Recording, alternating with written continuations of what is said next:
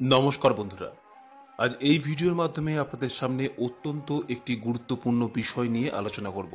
হয়তো অনেকেই এই বিষয়গুলি জানেন, যে কারণে তাদের জীবনে নানান ঘটনা কিন্তু ঘটেই চলেছে এবং অনেকেই এই বিষয় জানার পর তারা তাদের জীবন পদ্ধতি অনেকাংশে কিন্তু বদল করে দিয়েছে।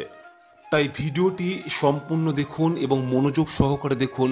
আশা করি আপনি অনেক কিছু সম্পর্কে অবগত হবেন।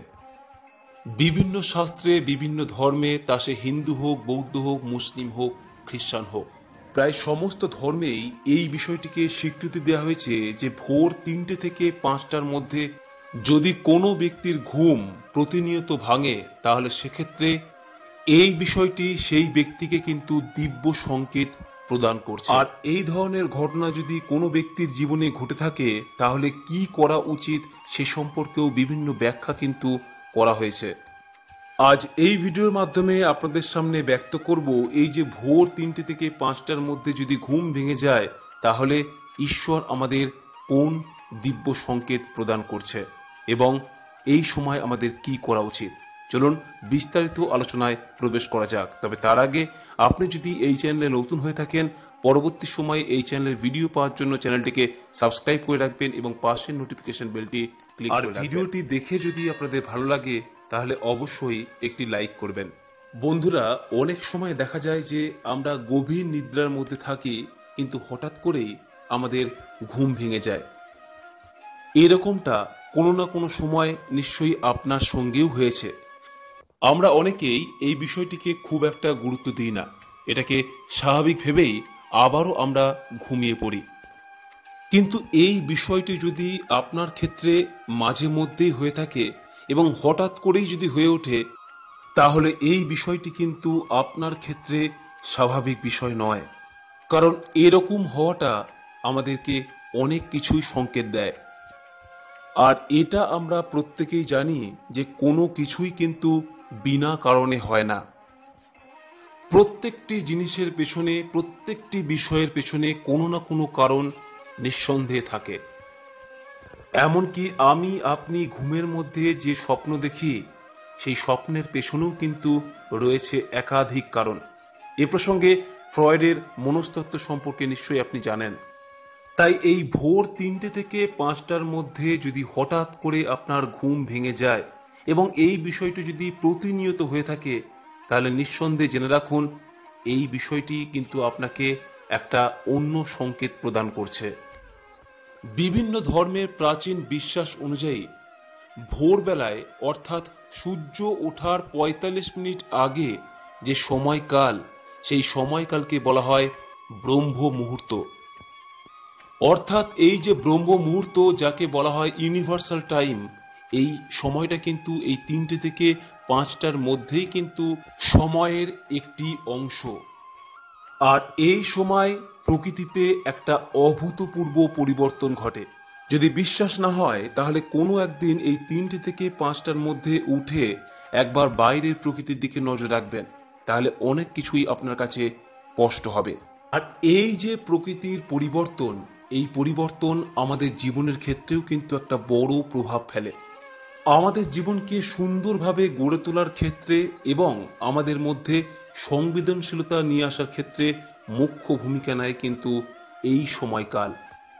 বিভিন্ন প্রাচীন শাস্ত্র গ্রন্থে এই বিষয়ে পরিষ্কার করে বলা হয়েছে যে এই সময়কালের মধ্যে কোনো একজন ব্যক্তি যে সমস্ত প্রার্থনা করে, তার অধিকাংশই সে নিজের জীবনে পূর্ণ করতে সক্ষম হয়। এটাকে মিরাকেল বলুন বা অকল্পনীয় বলুন বা কাকতালীয় বলুন, বিষয়টি কিন্তু সম্পূর্ণ সত্য। যদি বিশ্বাস না হয়, তাহলে আপনি নিজের জীবনের ক্ষেত্রে এই বিষয়টি প্রয়োগ করে দেখুন, আপনি নিজেই আশ্চর্য হবেন। যে কারণেই আপনি লক্ষ্য করে দেখবেন যে বিভিন্ন ধর্মের ক্ষেত্রে, তা সে হিন্দু হোক, মুসলিম হোক, খ্রিস্টান হোক, সমস্ত ধর্মের ক্ষেত্রেই প্রার্থনার সময় এই সময়কালের মধ্যেই করা হয়ে থাকে। কারণ এই ব্রহ্ম মুহূর্ত সময়টা অত্যন্ত শান্ত থাকে এবং প্রকৃতি সম্পূর্ণরূপেই শুদ্ধ ও পবিত্র থাকে। ফলে এই সময় কোনো ব্যক্তি যদি প্রতিনিয়ত ঘুম থেকে ওঠেন, তাহলে তিনি সকল প্রকার মানসিক চাপ থেকে মুক্তি পান এবং মস্তিষ্কের অর্থাৎ ব্রেন পাওয়ার অত্যধিক পরিমাণে বৃদ্ধি পায়। আর এর ফলে সেই ব্যক্তির কর্মদক্ষতাও যথেষ্ট পরিমাণে বৃদ্ধি পায়। এই সময় মানুষ ঈশ্বরের সঙ্গে সব থেকে বেশি সংযোগ স্থাপন করতে পারে, যে কারণে এই সময় ঈশ্বরের কাছে যে ইচ্ছা প্রকাশ করা হয় তার মনের সকল ইচ্ছাই ঈশ্বরের কৃপায় পূর্ণতা প্রাপ্তি হয়। এবার আমরা জানব যে এই সময় যদি আমাদের ঘুম ভাঙে তাহলে সেক্ষেত্রে আমাদের কি করা উচিত। ভোর 3টে থেকে 5টার মধ্যে যদি ঘুম ভাঙে তাহলে সেক্ষেত্রে আবারও ঘুমিয়ে পড়া কখনোই উচিত নয়। এক্ষেত্রে চোখে মুখে জল দিয়ে আপনাকে প্রথমে অবশ্যই কিছুক্ষণ নীরবতা পালন করতে হবে এবং এই সময় পরম শক্তিমান যাকে আপনি সব থেকে বেশি বিশ্বাস করেন সেই ঈশ্বরের কাছে আপনি আপনার মনের প্রার্থনা নিবেদন করুন। যে বিষয়টিকে আপনি মনে প্রাণে চাইছেন সেই বিষয়টি পরম শক্তিমানের কাছে নিবেদন করুন। এই রকমভাবেই বেশ কয়েকদিন আপনি এই প্রক্রিয়াটি করুন। কথা দিলাম এর সুফল আপনি পাবেনই পাবেন। সুতরাং এই ভোর 3টে থেকে 5টার মধ্যে যদি আপনার মাঝে মধ্যেই এই রকমভাবে ঘুম ভেঙে যায় তাহলে আপনি নিশ্চিত হয়ে যান ঈশ্বর আপনাকে সংকেত দিচ্ছে আপনার জীবনকে সুখ ও স্বাচ্ছন্দ্যে ভরিয়ে তোলার জন্য, জীবনে পরিবর্তন আনার জন্য। ঈশ্বর আপনাকে সুযোগ দিচ্ছে আধ্যাত্মিকতায় মনোনিবেশের মাধ্যমে নিজের সমস্ত সমস্যার সমাধান করতে এবং সকল মনোকামনা পূর্ণ করতে।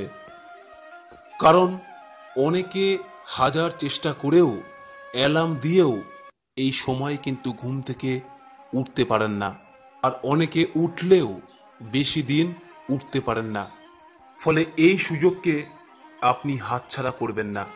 তাই অবশ্যই চেষ্টা করুন এই সময়কে যথাযথ কাজে লাগাতে এবং টানা 21 দিন যদি আপনি এই প্রক্রিয়া করতে পারেন তাহলে আপনি আপনার জীবনে একটা অভূতপূর্ব পরিবর্তন দেখতে পারবেন। আপনি নিজেই সেটা প্রত্যক্ষ করবেন। বন্ধুরা, এই ভিডিওটি সম্পর্কে আপনার কি মতামত নিচের কমেন্ট বক্সে অবশ্যই জানাবেন। আর যদি ভালো লাগে তাহলে অবশ্যই একটি লাইক করবেন এবং আপনজনদের মধ্যে শেয়ার করে বিষয়টি জানিয়ে দেবেন। আজ এখানেই শেষ করলাম। নমস্কার, ধন্যবাদ।